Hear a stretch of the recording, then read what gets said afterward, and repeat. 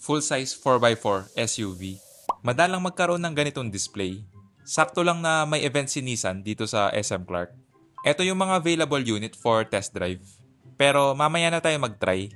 2026 Nissan Patrol. Yung price, 5,385,000 pesos. Maganda yung design ng front end. May pagka Range Rover yung dating. Full LED headlamps with DRL. LED fog light.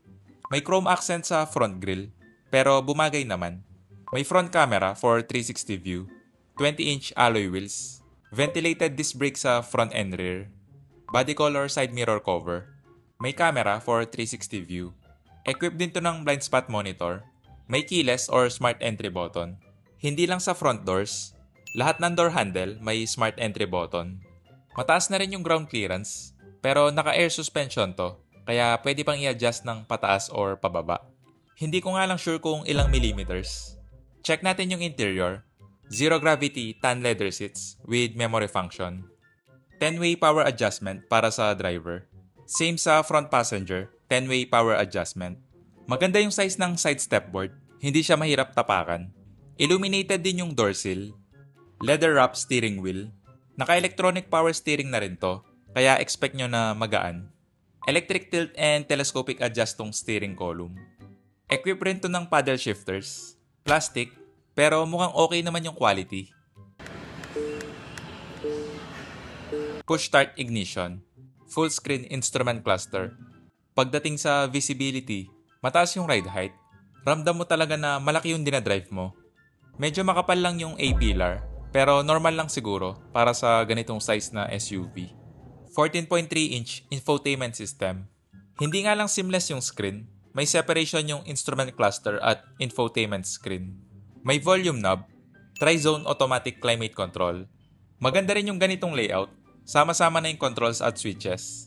Okay naman yung feel ng switch. Solid and premium yung feel. Equipped din to ng heated and ventilated seats. Kung hindi ako nagkakamali, full-time 4-wheel drive na to.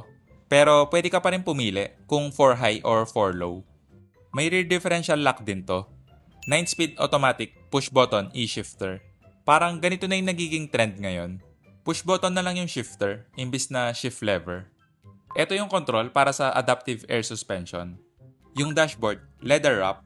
May wireless charging pad, 2 USB-C port, 12-volt socket, padded leather center armrest. Check natin yung storage. Malaki yung storage space. May cooling function na rin to. May vanity mirror with light yung sun visor. Same sa front passenger. Hindi nga lang dampen yung glove box. Sa door panel, padded leather. Padded leather din yung armrest. Power window switch na automatic. May memory seat function to, kaya pwede ka mag-save ng 2 seating position. Iset ko lang yung driver seat sa driving position ko. Check natin yung second row. For reference lang, 5'7" yung height ko. Zero gravity tan leather seats. Sa door panel, padded leather. Padded leather din yung armrest. Power window switch na automatic. May grab handle sa B-pillar. Nakaset na to sa driving position ko, yung legroom. Maluwag yung knee room. Yung foot space, makakapag-stretch ka ng maayos. Hindi flat yung floor, pero maliit lang yung hump. Sakto lang yung foot space sa middle seat. Comfortable din yung seating position. May separate climate control dito sa second row. May 2 USB-C port at 12-volt socket. Yung headroom, nasa 3 to 4 inches pa. Hindi rin problema yung seat angle kasi reclining seat naman to. May overhead AC vent with cabin light. May slide adjustment function tong second row para sa forward and backward. Check natin yung third row. I-pull nyo lang yung latch na to sa second row. Tapos tulak nyo lang ng konti. Malaki na rin yung opening. I-try ko lang kung mahirap bang pumasok.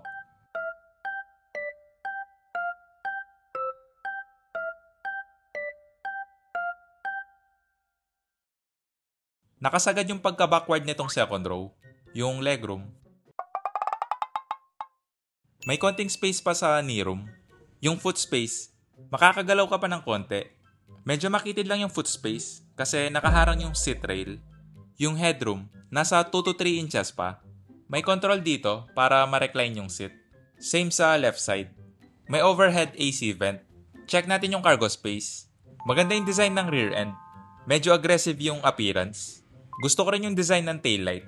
Parang gradient yung dating. May light bar, may reverse camera, parking sensor, equipped na rin ito ng power liftgate. Ganito yung space pag naka-fold up yung third row. Hindi ko na na-fold yung third row kasi naka-off yung engine. May parcel shelf na removable. May control dito sa side para i-adjust yung height ng rear suspension. Check natin yung spare tire. Naka full size spare wheel. Check natin yung engine bay. 3.5 liter twin turbo V6. May available for test drive. Pero hindi nga lang ako yung magdadrive. Pagdating sa ride comfort, malambot yung ride. May konting alon or bounce, pero malambot yung galaw. Okay din yung cabin noise, tahimik. Ramdam mo rin yung hatak ng acceleration. Smooth din yung shifting. Wala lang akong idea sa throttle response, pero okay naman siguro. Comment na lang kayo kung may tanong. Palike na lang and subscribe. Paalam.